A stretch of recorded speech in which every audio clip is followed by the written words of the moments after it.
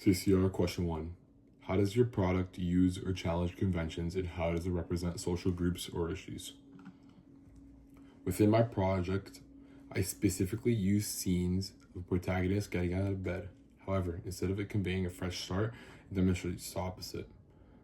The scene challenged the specific conventional use of getting out of bed.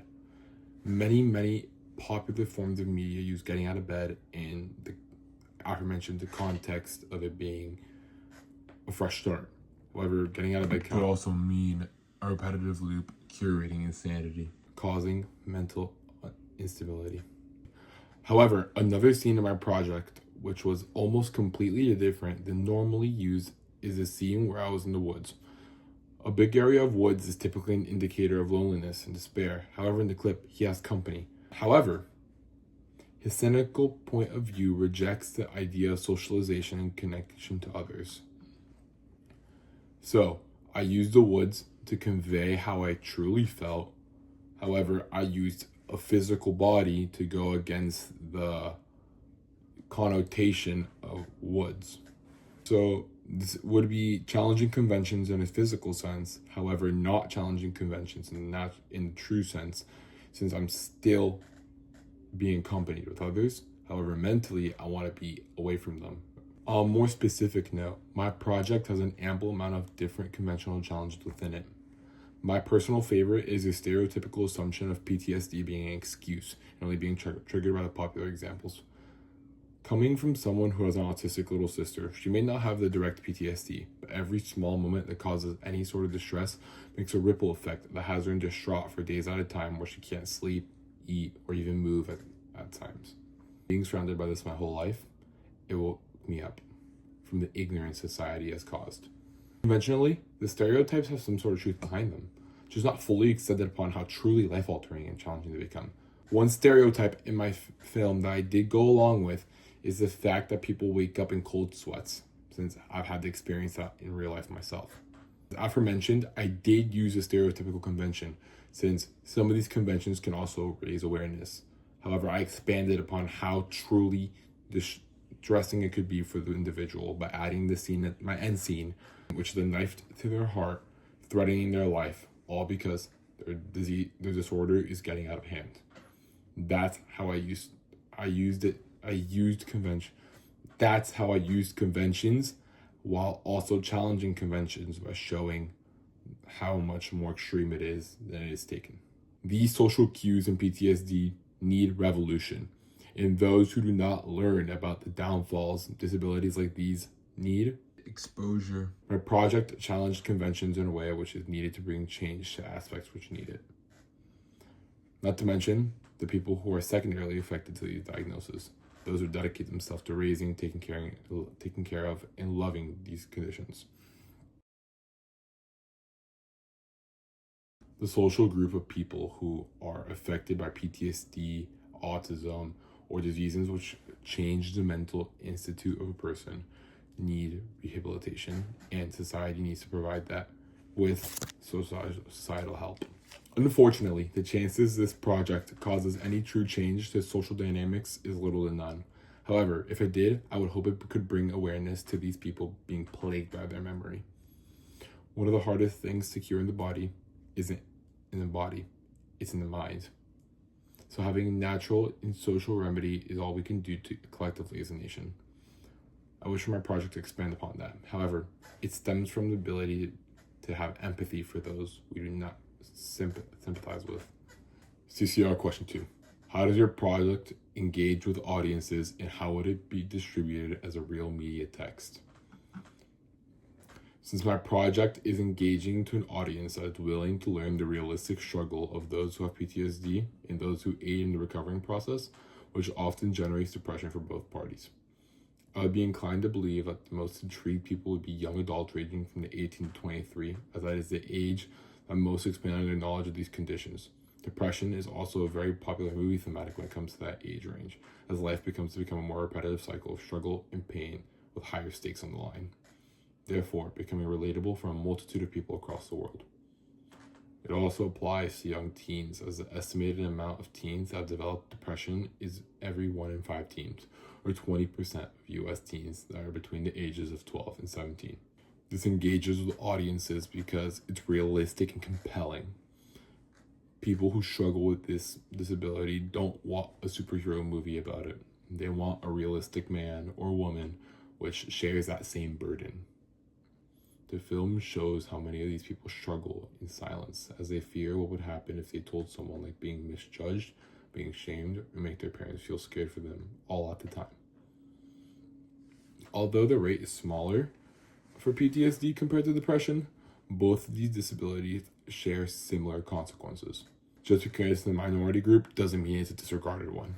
Since this is specifically targeted towards people who suffer with disabilities, I would first spread this to a rehabilitation center and try and let them publicize this video and bring awareness to it to people who need rehabilitation within their organization. And afterwards, I will distribute my project by first uploading it to TikTok after the rehabilitation center, or Instagram, as they allow anyone to upload content and get likes and comment on them. Interaction of people who need it or know people who need it, which could boost my popularity and or fame, causing a bigger upbringing. After that, I'd move to a more competitive site like Short of the Week, as anyone can pay a fee to upload their content and have it rated, potentially improving my popularity once again. If everything goes right, I would definitely have my work be uploaded into somewhere that allows everyone to watch them instead of being an exclusive series limited to only one streaming service. It's not fair to make a film made for comfortability cost money to heal. That being said, on to the next question.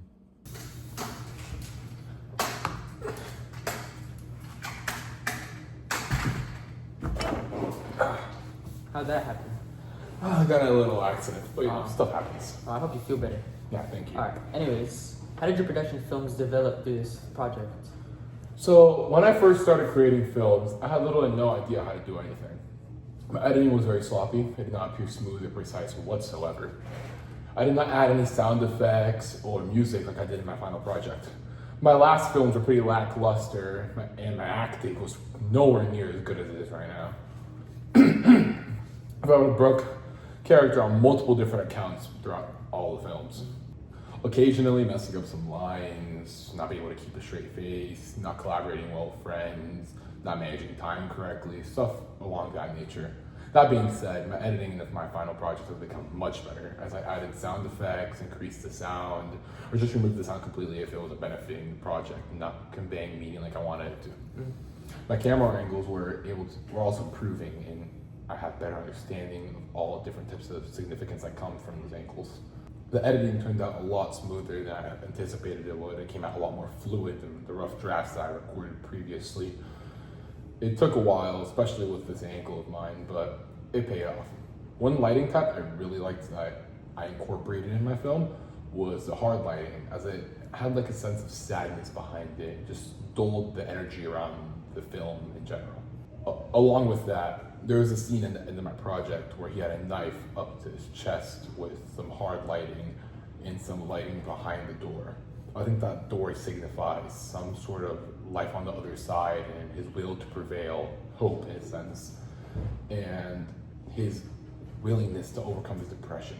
In my film, I did try to implement some colors, but most of the color I used was gray, black, and some dark blue. Since most of these colors are very dark shades, they symbolize very negative connotations. The black represents emptiness, a yearning for death, or mysteriousness, as the main character hides his true colors from the rest of the world. All these things are something that I've developed throughout the course of this class. Not to mention the ability to interpret meaning where dialogue does not provide any more context.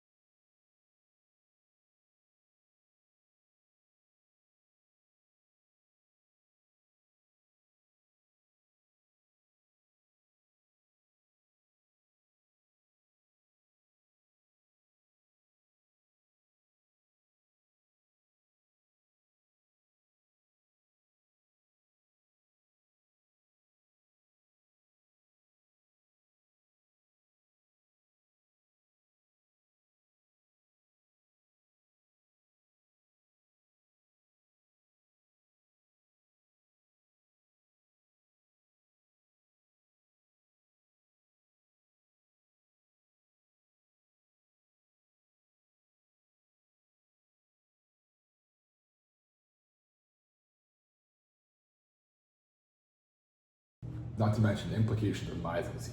If you told me at the beginning of the year that Meisenstein was a real topic, I wouldn't have believed you. So Meisenstein was definitely harder to accomplish, but throughout the time I spent in this class, I realized that Meisenstein doesn't have to be this big thing which draws all the attention in. It could be a small detail that adds meaning. So my biggest part of Meisenstein was the knife I used in the final scene. Sorry, the final scene. That knife alone conveyed so much meaning, along with the lighting that I implied.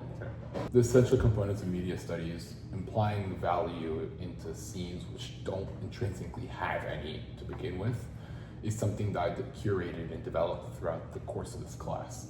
Without this class, there's no way I'd be able to produce a film and a project like this. So I have to thank my teacher and the growth I've made throughout the learning experience of this class. It's been a really good experience. However, I have room to grow, but this class was a great start. Another question. How did you integrate technologies like software, hardware, and online resources into this project? For the software, I had two main sources, CapCut and Edublogs. CapCut is an awesome editing site which allows me to do just about anything I need to with my film. Implying sound was definitely the hardest part though. CapCut is diverse and reliable, however, importing sound requires levels of expertise I'm not at yet. So without that expertise, implying sound was extremely difficult from external videos. However, you can find an abundance of sounds pre-existing within the CapCut website, like the rain noise at the beginning of the scene. Similar to the sound effects, any sound in CapCut can be edited to become quieter or louder, come before or after a scene or clip.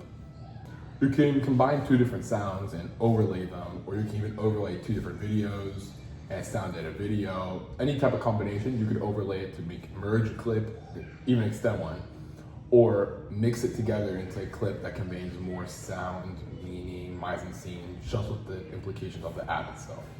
Like the fade-ins or fade-outs, which help keep the suspense in my film. I can also adjust the brightness of my film along with the contrast and saturation, which also create a new dark atmosphere. Edublogs is a blogging website that I've been using. Edublogs has helped me with my final project because I've typed my storyboard to the website, keeping it there in a safe spot for me to look back on while recording the film instead of having to rely on memory throughout every single scene. It allowed me to easily access it whenever I need to view it. If I did not have Edublogs, my final project may not have came out as fluid as it did, since I would not be able to keep track of all the different adjustments and changes that I made along the way. I want to apologize in advance for any background sounds, since my little sister's here from school and she's autistic, so she can't control herself. Oh no, it's okay. All right, thank you. But once again, about the fluidity about my project. Edublogs allows me to keep all my costumes, mise-en-scene, lighting, camera angles, shots, not to mention, it holds many of my previous films. Although they may be bad, they're a great area to extract information which I previously used and see what I did wrong to better it. Mistakes are the best way to grow. So looking back at my old mistakes allows me to perfect them and create a much better film to publish. Not even just in the logistical sense of it. Looking at your old projects gives a boost of motivation, as you can see how old your previous films look in comparison to your new and improvised film. Now, these aforementioned websites aren't all I needed to film this project. In order to complete this, I needed to research a few costumes that resonate the most to the depressing and sad vibe this project created.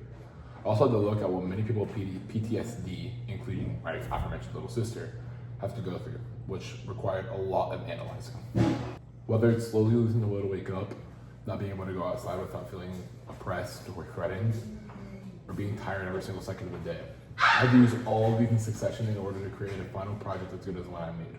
Without the use of these technologies and softwares, I would not have even half as much material to imply the different stereotypes and true ways that people with these diseases like PTSD and disorders like PTSD and autism combined.